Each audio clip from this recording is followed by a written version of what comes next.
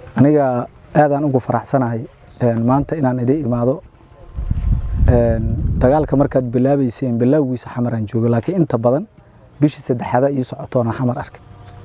si aan aaday baa ii ceel dheere iyo ceel barf u soo gaaray 3 bilay ugu soo qaatay saa u soo hadaafay markii dambe hadda aaday baalan jooga aaday baal waxa uu sii xiga horay kuwa kale sii jira kuwa kale sii socda kuwa kale waa sii soconayna marka soo dhawaada walaalahayow maanta waxaan meesha u nimiday waxa waaye meeshan waxa degan laba hiiraan iyo shabeelada dhaxas ka saaran mar waxa maqli jiray anoo yaro waxba oo joogo heer xamaran waxa maqli jiray waxba ka jiro ceel dheere iyo meelaha iyo la isku dagaalayo halkaana la isku dilayo qofa wax dhintayo wax saasa maqli jiray laakiin hadda maanta alxamdulillah hal cadawaan leenahay halkeena cadaw waxa waa nimankaas khawaarijta oo dadkiina baabi'iyay oo aan waxba idin reebanin oo waxba idin qabanin oo guri idin dhisin oo isbitaal idin dhisin oo waxa idin dhisa aysan jirin waa soo dadaasheen aniga hadda ma waan odaway iyo taliya waa la hadlay waxaan dhahay reer hiiraan marka la leeyahay horta reer hiiraan yaa taliyahan la hadlay aduu waxba isdhahna laakiin reer hiiraan beel ahaan hadii la dhaho boqolkiiba 50 ay leeyihiin dagaalka socda 50 kale waxa iskala beelaha kale macawisliidood laakiin xaqiiqda hadii laga hadlo boqolkiiba 50 ciidamadu ayagu boqolkiiba 100 waa laakiin boqolkiiba 50 beelaha dagaalamayo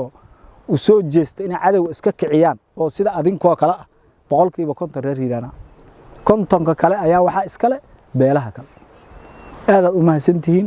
walaalayaal waxa kale oo idin leenahay ammaankiina inaad ilaashatiin dhulkiina inaad dhisatiin inuu dhulka amn noqdo qorogan ninkaas dhinacan ma reer ceel dheera way isku dhex darsan yihiin qorogan waxa la rabaa kaliya inuu ashabaab ku dhaco ama inuu meeliya walaalka maanta cadow kula dilay inuu ku dhaco lama wixii saqajaanimo wada oo dib wadana waa iska qabanayna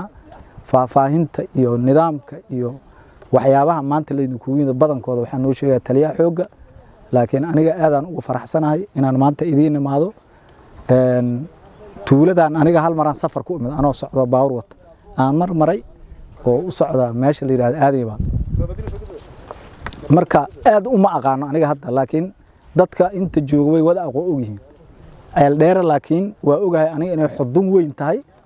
marka kala qaybintu kulay taliya idin sheegaya walaalahayo waxaan idin ka codsanaa oo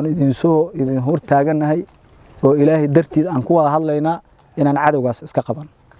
wixii tuug saqajaama iyo wixii dhibaato wadan inaan iska qaban qorageenno waa ima aan inta igu jiro ama aan ashabaab ku dilno wax kale ma jiraan meesha aad u mahadsantihiin dalka dib loo dhisaa insha Allah shal ra'iisul wasaare aadan baa loo yimiday hiiraan waa la tagay madaxweynaha maxaas waa tagay meel aan la tagin ma jira dalka dib u dhisaa ka bilaabanay waxaan iskooladeedii iyo caafimaadka iyo wadooyinka iyo xukuumadda iyo maamulada degmooyinka iyo tuulooyinka kulli waa bilaabanay laakiin hadda dagaalan ku jirnay cadawga marka iska ciribtirno cadawguna ogow meel ma jireeda hadduu hadda aaday baal joogo ma tardaan nasays tarda ma nasan hadduu aaday baal joogo mooto soo qaada miino ku dhiga waa soo baxa waa ku imaana wadada uu ka goyna taleefan uu soo dira dadka cabsiyo gabala waa soo socona marka tartiib uu soo baxa marka waa ku imaana waa ina israacsin oo meesha ugu dambaysa aan uga soo har waxa jira nin la yiraahdo maxamed cabdulla xalane ma maqashan xalane meel la yiraahdo ma maqashan oo xamar ku taab dagaalkii 64 meesha la yiraahdo togwa jaale dagaal Soomaaliya iyo waxa ku galay Itoobiya ciidamadii Soomaalida waa laga soo qaaday meeshaas waa laga xoog badcay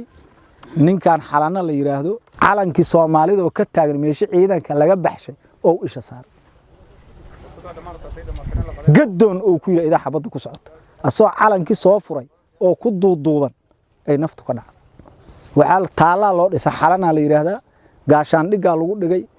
sargaal kasta oo dalaca waa la dalaci jiray macnaha xidigii la si anaga hadda dad badan oo muhiim ah naga dhintay sidii nabadoonkan iyo sheeg hagar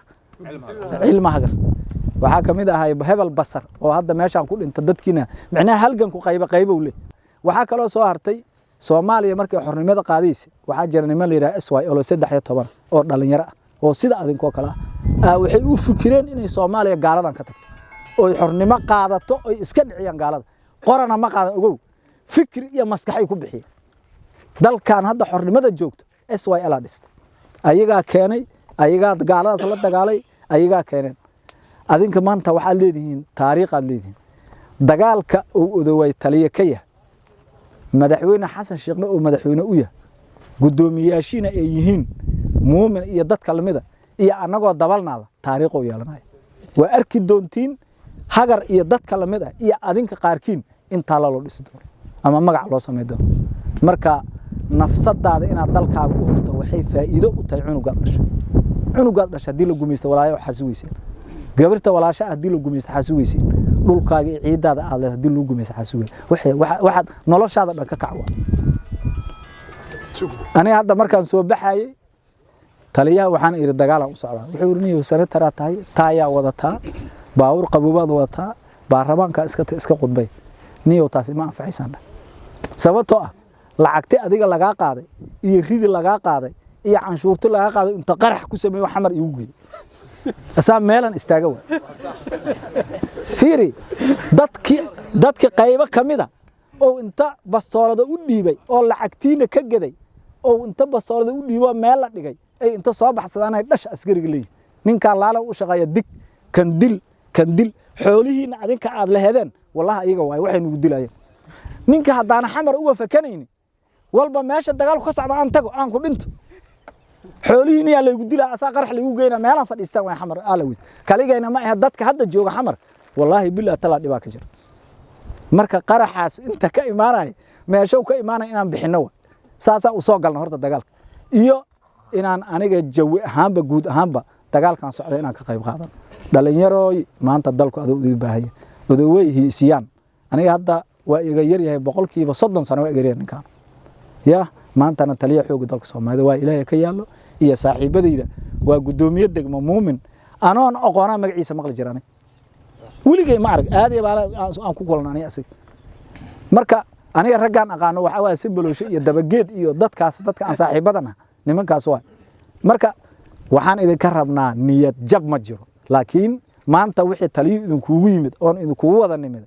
waxa waaye inaan khalad naga dhexdhicin labadiinan oo deegaanood marka halkaan waxay noo tahay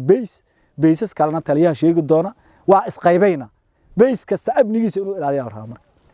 aad u mahadsantihiin thank you very much